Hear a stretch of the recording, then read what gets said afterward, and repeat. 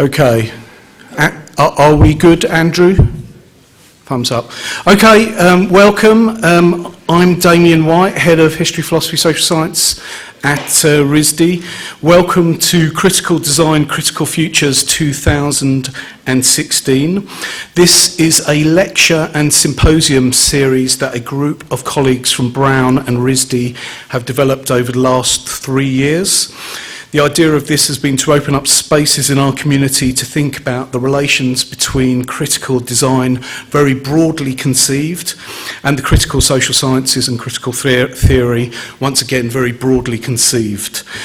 So I just want to draw your attention to the fact that this lecture is one of 3 critical design, critical future events going on this week. From Friday, tomorrow, between 6 and 7:30, we have an exhibition of student work entitled Reimagining Providence. And this is going to go on at the Waterman Gallery, and it's speculative imaginaries on urban ecological futures. And much of that work will come out of the amazing studio of Anne Tate this semester. So that's going to be a lot of fun. 6 o'clock, just in the Nature Lab, pop in, have a drink, and have a look at some horizons of future possibilities for Providence. And then on Saturday morning, between 9:30 and 12:30, we're going to have the second Critical Design, Critical Futures Symposium entitled Big plus Small, Top Down plus Bottom Up, Rethinking Sustainable Design Futuring. And we will have there Hilary Brown, who's Principal of New Civic Works and founder of the City of New York's Office of Sustainable Design. And she's written a really fascinating book called Next Generation Infrastructure, Future-Proofing for the Anthropocene. And we're going to bring her into conversation with Anne Tate, once again, Charlie Cannon, the great Ian Goncher from Brown, Claudia Rabola, and tonight's speaker. So come along again. It's a short half-day symposium. It's going to be fun. We're going to buzz around a lot of ideas and hopefully think about how on the 100th anniversary of Jane Jacobs, is it time to go beyond the Jane Jacobs-Robert Moses debate and think about big and small in different kinds of ways, you know. So, and Pelle will be there tonight, there on Saturday to talk about social innovation and all his work on social innovation, which is present in this great MIT book, Making Futures. Okay, so let me just say a very brief few words about Pelle Ehn. It's my real pleasure to introduce Pelle to RISD. Pelle is presently a Professor of Design at the University of Malmo, and it's very exciting for all of us to have him at RISD for many reasons. He and his colleagues in Scandinavia, spread across many disciplines, really have, I think, launched, to my mind, some of the most interesting and innovative attempts to envisage a humanist design politics over the last 4 decades. I think he's been involved in many projects which have really genuinely attempted to realise and envisage forms of design and practice forms of design that are deeply embedded in the ongoing struggle to realise a more socially just, tolerant and democratic future. His body of thought and body of work has ranged from remarkable projects in the 70s and 80s focused on developing forms of worker-orientated design through the Utopia and Demos projects in Scandinavia, which I think he'll talk a little bit about today. And this produced The Tomb, Worker-Orientated Design of Computer Artifacts, which is a fascinating text. And I think you can actually download a lot of it for free now on the internet. So worth checking out. He wrote a critically important manifesto for a Digital Bauhaus in the late 90s, which was hugely influential. His work played a critical role in developing the participatory design field in Scandinavia, and most recently he's been very involved in discussions about critical futuring and social innovation. So I had the great pleasure to interview Pelle last summer in Copenhagen about his body of work. And it was a real pleasure to do that, and he was very modest about that and underplaying his role. But when I went to a conference later in Sweden, everyone was saying, yeah, he's the critical person, you know, he really played an important role, so I'll embarrass him there.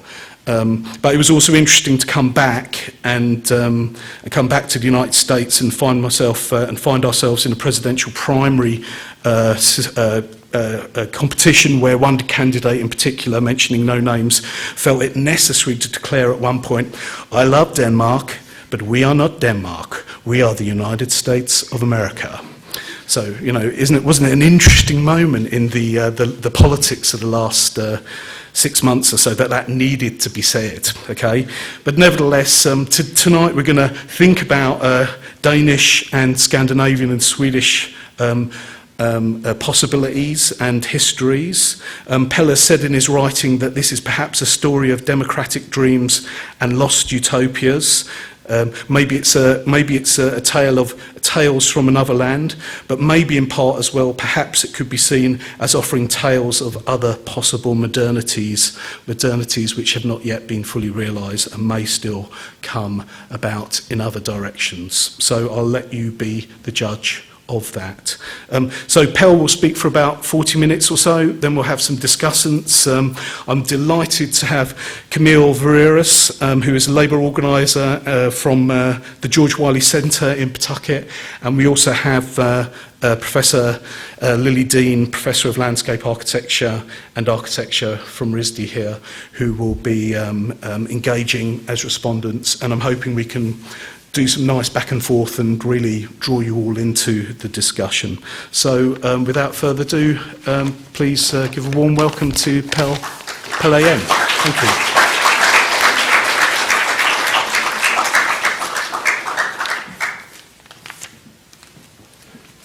Thank you, Damon.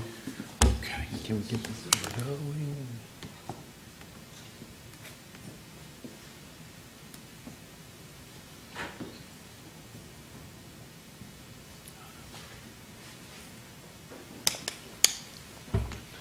Okay, thank you for inviting me here. When I was invited, or maybe no one of us did know what kind of discussion there would be in the US about democratic socialism. So what I will do is that I'll offer one account, not from New England, but from old Scandinavia, on relations between, you could say, democratic socialism and design. And it's going to be a very personal story. I'm not as old as Bernie, but I'm a retired professor, so I started to be engaged in this kind of questions in '68, and as a researcher and design researcher ever since. So what I will do is that I'll try to take you along on my journey with a short stop on every decade from the 70s and up till now. I'm not suggesting, even if I've been here for a week now in New England and I've seen Norway, I've seen Denmark, I've seen Sweden as places in New England, but I'm not suggesting that one can just transport these experiences to another country. And as you will hear, I'm not pessimistic, but I'm not overly optimistic either. The stance that I've come to take over the year, being in this field for 40 years or something like that, is what I today will probably label as melancholic design. Not without hope, but understanding that you have small little moments of success and then things go in another direction, but you still keep on looking for the glimmerings of hope and where the possibilities are to go on again and again and again. So, but that was kind of giving away a little bit of the conclusion, but let's get started. So I've called this thing, Scandinavian participatory design. In retrospective, I'll call it democratic design experiments in the small. So when I look back at it, I think that is what we've been involved in. And the history I'm trying to talk to you about starts in the 70s, which what I call the first collective turn, it had to do with democracy at work. The first design turn, which had to do with work-oriented design in the 80s. The second collective turn, which had to do with cooperative design in computer systems and critical computing. The second design turn, which had to do with the building of a digital Bauhaus. And finally, the third collective turn in which we are now, which both has to do with marginal and cosmopolitical design collectives and publics in the making. So that's kind of the story that I prefer to tell about the Scandinavian experience. And one thing, before we start, the way I think of design these days, or participatory design, is, as I said, about, as democratic design experiments in the small. And by that, I'm thinking of design not as the production of objects, not as a laboratory experience only, but as the design of objects and the laboratory and the experiment, but also the parliament, the democratic discussion, and the assembly of the actors around the object. So I'm thinking of these small things as flickering moments between laboratory and parliament, between assembling an object. And crucial questions are all the time questions of participation, who is invited and who is let out, and questions of representation. How do we represent? Who is being represented? What is being represented? How do we represent? So that's my little theoretical frame for this. The first collective turn. We're now in the 70s, and the focus is in Oslo, in Norway, and on the right, just as a time marker, it's about the same time or a little bit earlier than the Apple one, just to see where we are in time. And this starts out in the aftermath of 68, and in Sweden, Norway, and Denmark, there's a lot of discussion about industrial democracy and taking democracy also beyond the factory gate and into the offices. Our Prime Minister, later assassinated, Olof Palme, declared the 70s to be the decade when democracy entered the workplace.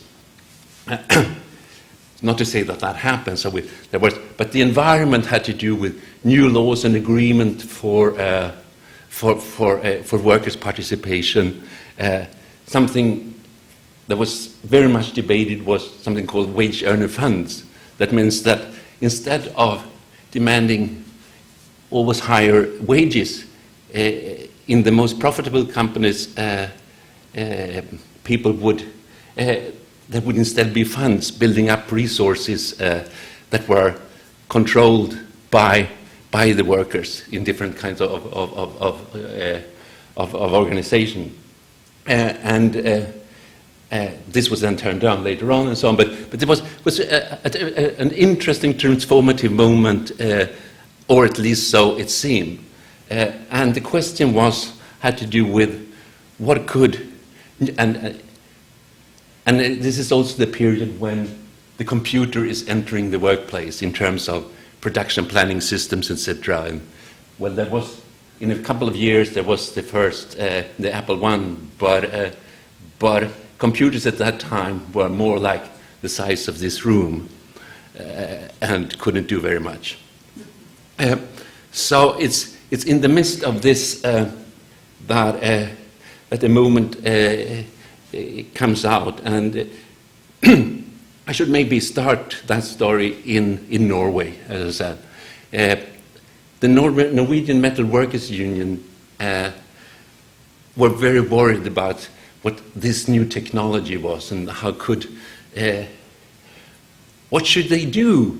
They had didn't have a clue, and they went to design or to the Norwegian Computing Center and asked, what should we do? And they got a very nice report on what this meant. But that was just a report that ended up in the bookshelves, as these kind of reports do, and nothing happened. So they came back and said that we want something to happen. And in Norway at that time, they had a strong popular movement against Norwegians part of the European economic community. And they developed a strategy based on the geography of Norway, which meant that they had to have very strong local activities that were networked. So they simply took that strategy and implemented it within the trade unions to say that trade unions locally should get support for how to negotiate on issues of new technology, and textbooks should be produced, etc. And this model then spread throughout Scandinavia, combined with another inspiration that is further away from Brazil, and the work by Marxist theologian Paulo Freire, and who had worked in favelas with alphabetization, but again in a way where issues of learning and and reading were linked to broader issues and opening up. So this was the kind of background from which this started. Still, it would be too much to say that this was participatory design, but it was an opening to see how people more democratically could participate in the if not design, so at least implementation of technology in the workplace.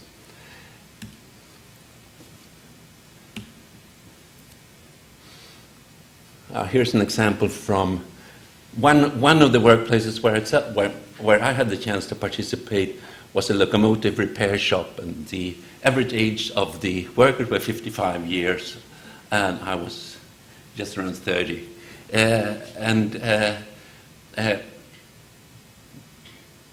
They had some worries about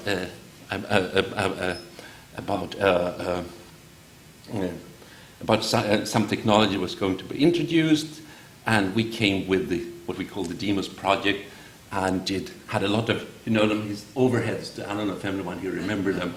Presented like 20 of them, and it had to be on a meeting with more people than this, and they should vote for it, otherwise we would not do it. And they voted for it, and then we started to work in these work groups locally, and I think 6 months down the line over a beer, they asked us, do you want to know why we voted for going into this? Yeah, sure. And they say that, well, first of all, we didn't understand shit of what you were saying, but you seemed like nice guys. And we have told other members to vote for it. But 6 months down the line, we've earned enough trust to have an open discussion. And that's something that I think I've brought with me ever since, is this, that you have to build a trustful relation, otherwise it just won't work. You cannot come and be a smart designer and tell people what to do. Yeah. I won't go into because it's kind of a lot of interesting ideas developed in this period, but it's too depressing to compare that with what we have today. So I'll leave that for the moment, and you can read about it and you can talk about it in the discussion. So we move up to the 80s, and this is the time where the Apple Lisa and the first Macintosh in '84 is coming. So we're starting out before that, but in the similar time.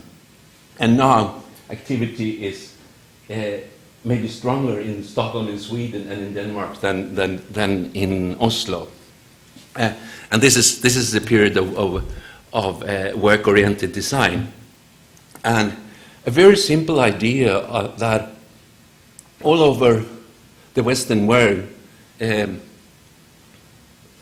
printers, graphic workers, and printing industry was in a crisis, especially in newspapers. And people were laid off. The strategy with strike did not work. They were still losing jobs. In Washington Post, they smashed, they fired people, and Murdoch started a non-unionized factory for electric workers in Wapping outside London to get rid of organized work. So it was a really tough time. Was there a strategy that could work under those conditions? And so the Nordic graphic workers went together and they said that, yeah, we'll be interested in see if we can develop a kind of production system for newspaper production that maintains skilled work even if there will be fewer jobs, unless this will be done in a participatory way. So that's how we started the Utopia project. This was at a time when technology looked like this. Actually, the picture down there is from Pasadena Star News at that time. But the real breakthrough in this project, we can say that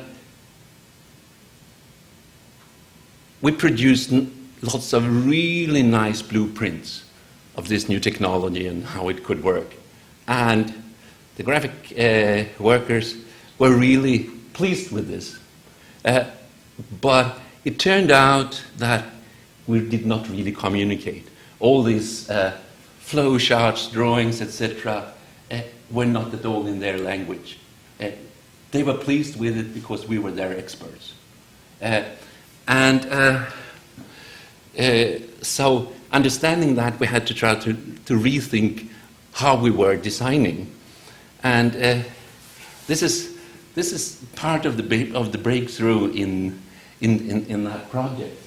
Remember, this is 1981, 82, and these are mock-ups of mice for the computer. How should it be in graphic work? How could it look? And these were designed by the industrial designers in our group. And I should not go into the detailed stories about the moment of breakthrough with this. But the interesting thing is that we did first just think of these as mock-ups or prototypes. But it turned out that this was an essential part of the participatory design strategy, to work with mock-ups and prototypes as mocking up and prototyping, as shared experience around the building of mock-ups of shared artifacts and coming system. And that did not only have to be the artifacts. This is something that we saw in the basement in Rochester Institute of Technology in '82, and something they called a desktop laser printer that could be able to print on normal paper, and it would not cost more than $20,000. It's a really cheap thing for doing that. And no one believed in it. But if one had a thing like that, that could change how to organize work between different categories, between journalists or markup people and printers. so experiments could be set up around that. But in the end, based on graphic workers' skills, these systems were produced and tested out and in a couple of newspapers, and collaboration was started with the Greater London Enterprise Board, who had a company called Whitechapel that could produce this, but this was just before this was all abandoned by Thatcher and the whole structure. But the real breakthrough, of course, came in '84 with the first Mac on a much cheaper technology. A lot of the stuff could be done, and 2 years later, desktop publishing was a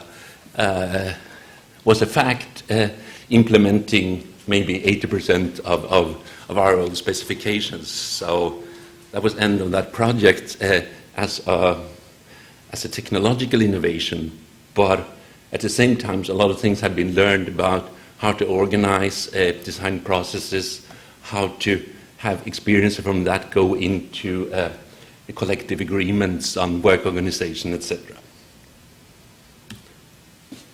So let's move up to the 90s. And for me personally, that also meant moving from Stockholm, where I lived before, to Aarhus in Denmark. This is the time for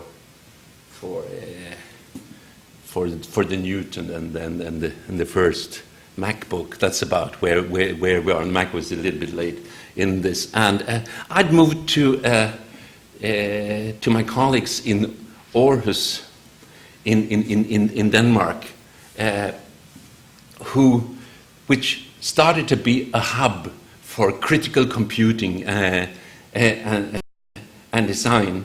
But when I came there, the faculty decided that I could not get a position there because that would scare away all their important American colleagues who did real computer science and were close friends. And I didn't have a PhD, so I only had written other books. So it was easy to turn me down. As even if I decided I would never be an academic, it ended up with writing this work-oriented design of computer artifacts, which was a way to see, could we have a computer science based on design? Which was a good challenge, and it did only take a few years to become a professor after that. But in this environment, and it was very crucial to the meeting between, especially the California West Coast, the U.S. West Coast, and Scandinavia on participatory design. So important colleagues like Terry Winograd from Stanford, Lucy Satchman from Xerox PARC, Liam Bannon from San Diego, and I came over to Aarhus and stayed there for Joan Greenbaum from New York, if anyone of you know her. She's been there, spent a year there. So it became a very interesting melting pot between, on the one hand, say, the emerging entrepreneurial climate in Silicon Valley, which had a kind of progressive touch, and the Scandinavian, more traditional socialist, democratic socialist approach to work. Yeah, and just to mention, in the first, Aarhus have had, I don't know, this is actually the only place I know would have decennial conferences. The first one was in '75 with Kristin Nygaard, who was the key person in starting all this. And then it's been 85, 95, and so on until last year. And I've actually been to all the conferences. But so it still holds some kind of nexus for not design in general, but for critical computing and human-computer interaction or human-centered design. So I'll move on to the second design turn, and this is about the time for these things, and maybe we talked about iTunes earlier today, which I think is a particularly ugly artifact in the way that is, I mean, in the way it's implemented as a way to constrain who can participate and who cannot. But we can talk more about that later. So in this time, I mean, this is now the time of the booming of the internet and the creative economy. And new fields, not only industrial design, but now interaction design is emerging as a field. And I was a professor at the old University of Lund from 1600 something, I don't remember. And just 20 kilometers from Lund is Malmö, which is a harbour city that has many, like Manchester, England, and many other, had seen its better days. Had been a big industrial town. There were plant closures. The wharf was closing down. The car factory was closing down, etc., etc. The usual story, and it wanted to change this, and had a very strong mayor. And an important part of this change was to have a university of their own, and I had the chance to be part of building up the art, communication, and design part of that university, which and we call that a Digital Bauhaus. Not being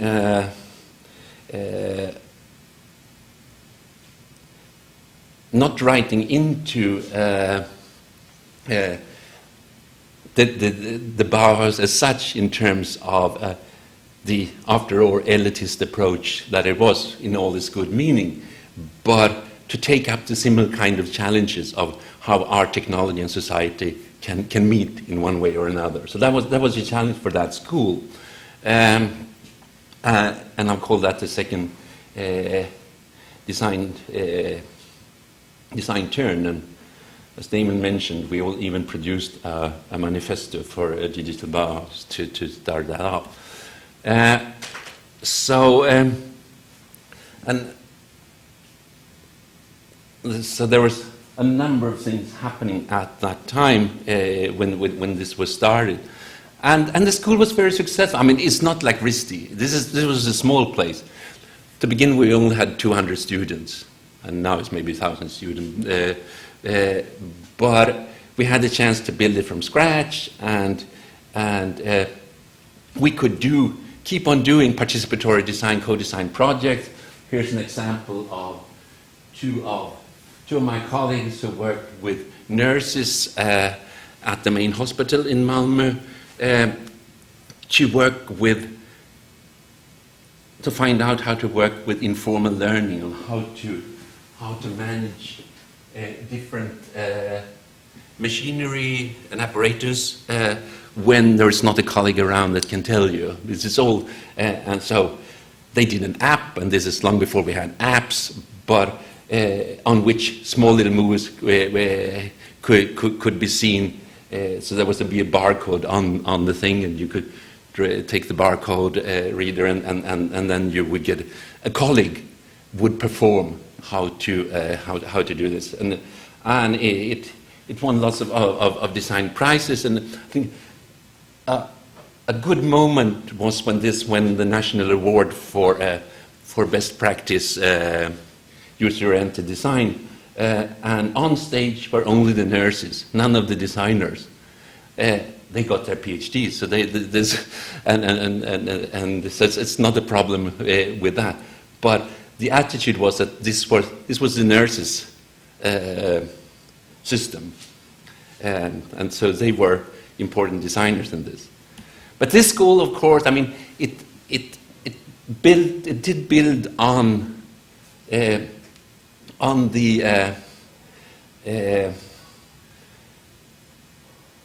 it surfed on the wave of the internet and the creative class, but that also created a big clash later on, because a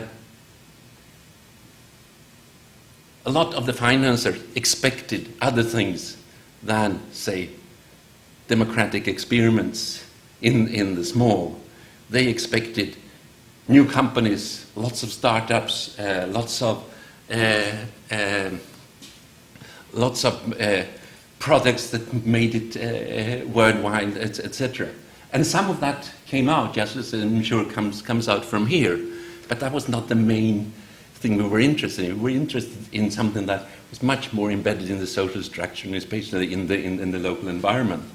So we actually had to say no thank you to many of the offerings. And at the same time, this is a time when we have new public management hitting bad all over Europe, and to do, as I've seen today, to have real studios for teaching, etc., started to be more and more difficult. Classes had to be twice the size with same number of teachers, etc. So it was really hard to keep up with the ideas. Though I'm very proud of many of the PhD theses that's come out from there as design work. So I'll move on to the third collective turn, and we're getting towards the end of the talk. Still staying in Malmö. So if, and yes, what have we got here? Yeah, we got these new devices. This is a time also for App Store, again, someone taking control over what is allowed to be an app or not.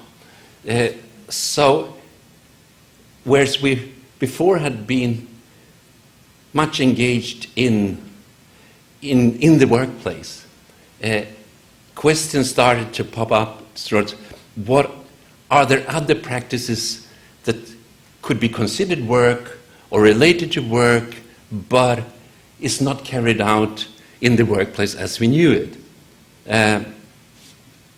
So we started to be engaged with the people in the city of Malmö, especially in the lower income areas and in the less privileged parts of the city, and just see what could be done.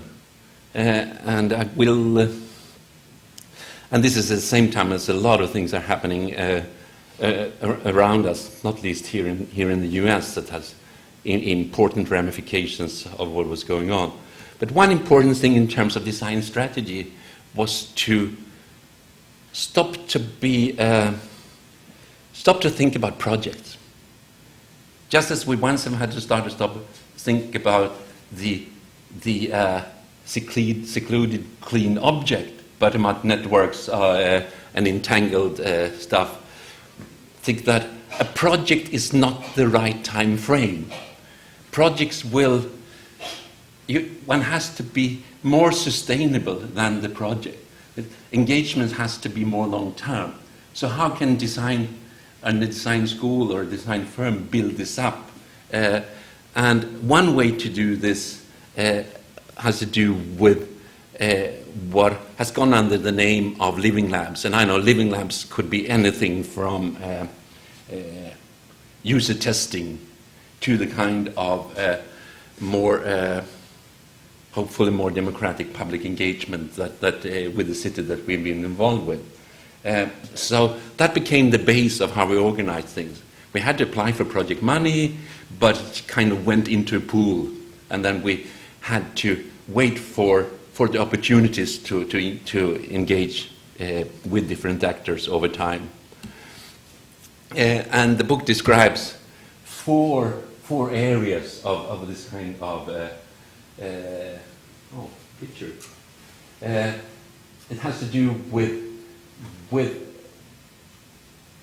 are there ways like makerspaces, etc., that could be a way of opening up production, at hinting at other possible ways, for instance, with the use of thinking about makerspaces as a kind of commons. Could work in the neighborhoods be a way where things that are not considered as work, people on welfare programs that still could do some really interesting things, even if the trade unions would not always be too happy about it. And what are models for that, and how could people work with that? And in the culture sector, I don't know what's happened to that picture. New ways of engaging in the margin of the culture sector, and last but not least, could design be part of more democratic engagements in the different forms of public engagement that we have. So the experiments tell stories from these different kinds of fields.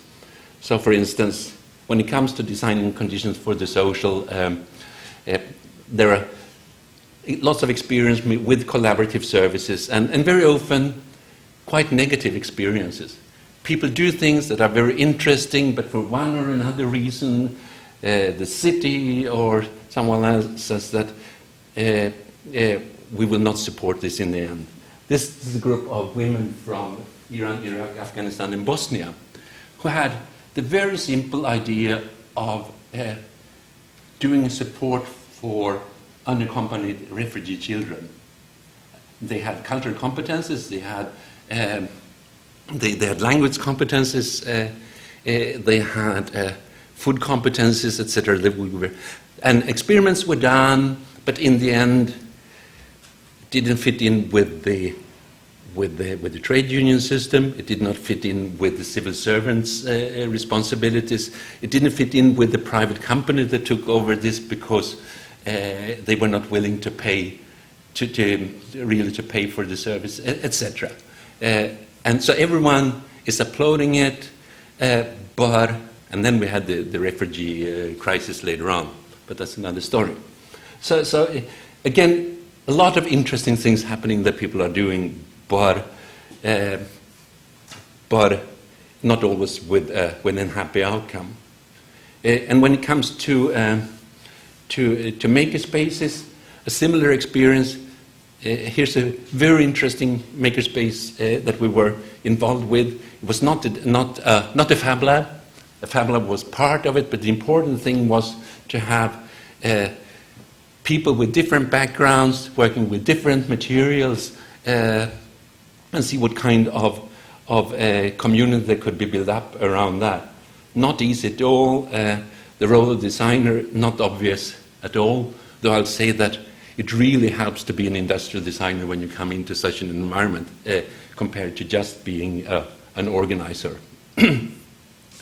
And so this went, after all, quite well in some kind of heterogeneous commons. So, and what basically learned from it is not that this is the model, but some of the problems of building a heterogeneous common around makerspaces.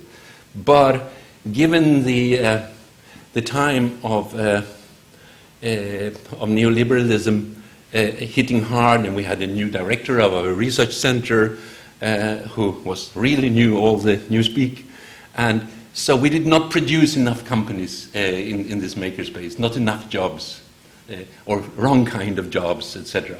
So resources were withdrawn and taken back to the university, and we should have a great connectivity lab with all the resources, all the machines, big party opening it, and so on. And it never took off, but because it was very disappointing to have the resources reorganized in that direction. And then this year, or starting last year, there came another opening, which was much more interesting, namely that could this makerspace move into one of the less advantaged, one of the more disadvantaged areas in Malmö, and join a makerspace with a recycling station, and as part of community building out there, and that's going on just as we're talking. And to me, really interesting what is happening. And what I want to tell with this story is that, well, it started with Fabriken, this makerspace, which still exists, and then there was this real backlash with the connectivity lab, and you would say, end of story. But this, going away from the project and rather thinking long term with living lands or thinking or infrastructuring, that comes opening. So there's always these glimmers of hope, and then someone like Anna Seravalli that you see on the picture there, industrial designer from Milan, she's prepared to go into that, and if this will be a disaster or not, we don't know, but just now it looks very promising. So to finish, beyond all this, and this is now beyond where I can tell much, is when I see what the young designers and design researchers are involved in now, in this third collective turn. It's being more and more interested in engaging beyond the good humans, in engaging with the participation of others, be them human or non-human. The example to the right is some colleagues that right now are working on worms that eat plastic. You probably heard about these worms that eat a certain kind of plastic. And so they do experiment. People have them in their home, and the worms eat this plastic. And in principle, this is protein, so you can also eat the worms. And of course, this is a critical design kind of experiment, but it's just to start to question some of our take it for granted ideas about how to design. And others have started, I mean, coming from this democratic design experiment, participatory design tradition, which sometimes seem to be a bit naive, like I described us in the beginning with the locomotive repair shop project. If people say that things are good, doesn't mean that they are really participating or that they really have it. So colleagues have worked with elderly and with others, and found out that, to quote Isabel Stenier, we are not very good at listening to the murmurings of the idiot. The idiot not meaning something negative here, but meaning those that don't count in the way that we want them to count. And how do we become better to listen to them? Yeah. This I don't think. This is participatory design today, and this is what I tried to say, and this is the final picture. Some of you have watched The Bridge or read about the Millennium and Lisbeth Salander or Kurt Wallander in the etc. And the Scandinavian participatory co-design, in retrospective for me, has a lot in common with Nordic noir, and I would describe it as a kind of melancholic design. It's not something that is without hope, but it's like you have small little successes, but there's also a lot of backlashes. And in the midst of all of this, as Wallander, the anti-hero of Henning Mankell, would say, we must stand up for democracy. Thank you.